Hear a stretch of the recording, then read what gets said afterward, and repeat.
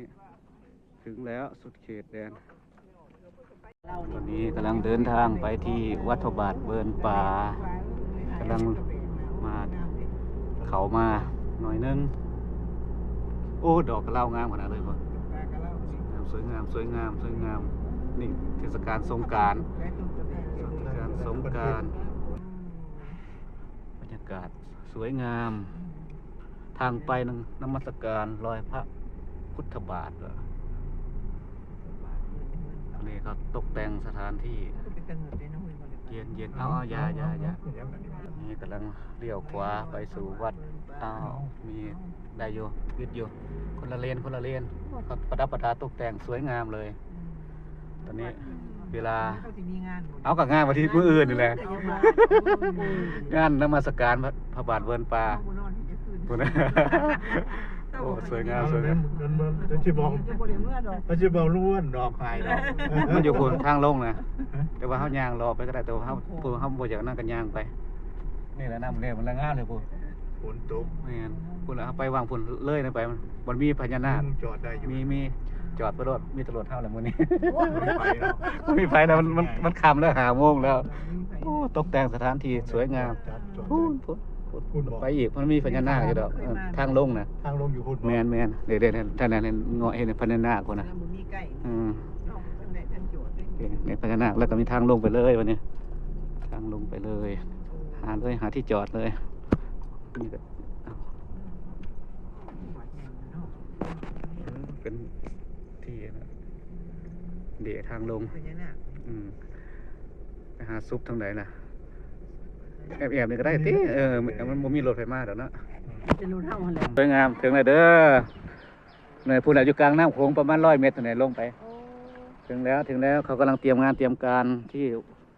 ว่าพระพุทธบาทล้วนปลาก้อยขาว่าเขาก็บอกอย่างนั้นแล้วว่าปุ๊บนี่สิมียางเนี่ยมีสกายวอล์กยางเลยผมเป็นสกายวอล์กแล้วเป็นทางยางก็พระพุทธสวยงามมาถ่ายเห็นคนยางเนี่ยมาเมื่อก่อนฮักกระเฮ็ดยังบ่แล้วมาวันนี้แล้วเป็นคนยางตั้งแต่หน้าวัดพุทธมาเนี่ยทางยางมาให้คน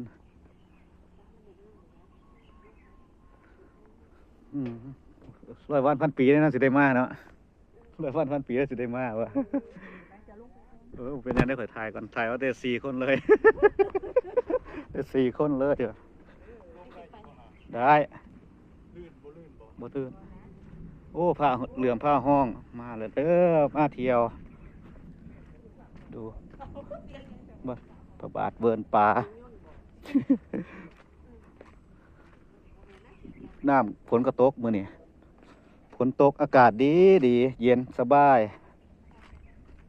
กำลังลงไปที่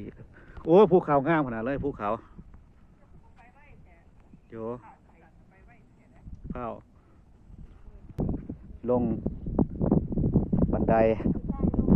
นี่เพิ่นกำลังถ่ายเซลฟี่อยู่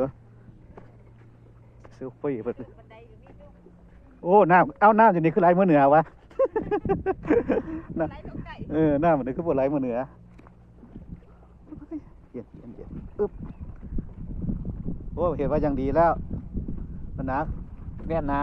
เดสะพานนะเอาสะพานขามเลยหมดนะสะพานขามน้ำโขง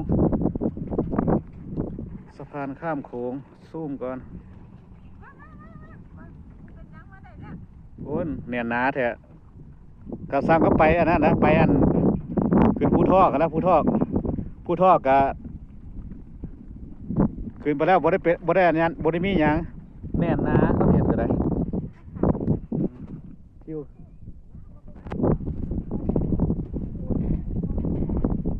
โอ้บ่ต้องห่วงแล้วเราขึ้นฮอด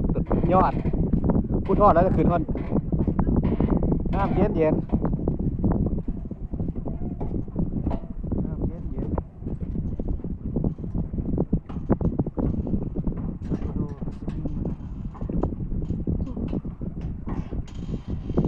มีอาคารโป๊ะพักริมพักอริยบทโอ้โทษทียังได้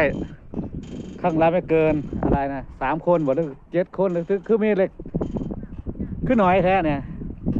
3 คนหรือ7 คน สวยสวยสวยสวยพรุ่งนี้เปิดงานนมัสการรอยโอ้ยบ่เห็นถ้าได้เห็นรอยพระพุทธบาทเลยยังบ่เห็นยังบ่เห็นโอ้มีชัดให้ก้างให้ฮอดเด้อรอยพุทธบาทยังบ่เห็นเลยพี่น้องเอ้ยโอ้เสียมซี่มันก็หายยังบ่เห็นยังบ่เห็นยังบ่เห็นรอยพระพุทธรอยยังบ่เห็นเลยปีนี้ยังบ่เห็นเนี่ยอยู่นี่อยู่นี่เป็นห้อยใหญ่เนี่ยที่นี่ลุมเนี่ยลุมมันขอบหินเนี่ยสิเป็นห้อยใหญ่เนี่ยจะเห็นอยู่หน่อยนึงเนี่ยมันจะเป็นเขาจะเป็นแผ่นนะแผ่นเพอเวอร์เนี่ยที่เป็นลาวเล็กเนี่ยมันแต่ว่าน้ำมันยังบ่ลดเนี่ยยังบ่ลดเลยบ่เห็นเสียมซี่ก็เปียกบ่เนี่ยบรรยากาศน้ำยังบ่ลดในปีนี้นะเลยบ่ทันได้เห็นเนี่ยจะเห็นอยู่หน่อยนึงตัวใหญ่นะเห็นอยู่นิดเดียวน้ำโขงสมน้ำโขงพี่น้องเอ้ยบรรยากาศโอ้ยอากาศเย็นดีนะกดเอาซื่อๆแล้วกดเอาซื่อๆแล้วโคลนแล้วก็ยกคือสิบนยกบ่ไหวแล้ววะมันบ่มีหูนะเขามีหูจับจังหวะนั้นนะโอ้ยบ่ได้บ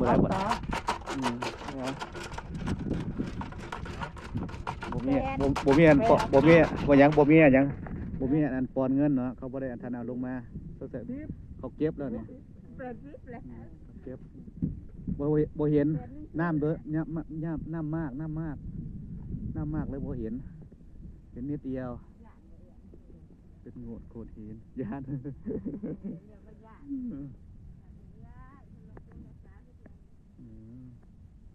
ไปเบิ่งจำลองอยู่ข้างบนนู่นเบิ่งจำลองนะจำลองเป็นไปเบิ่งรูปเอาก็ได้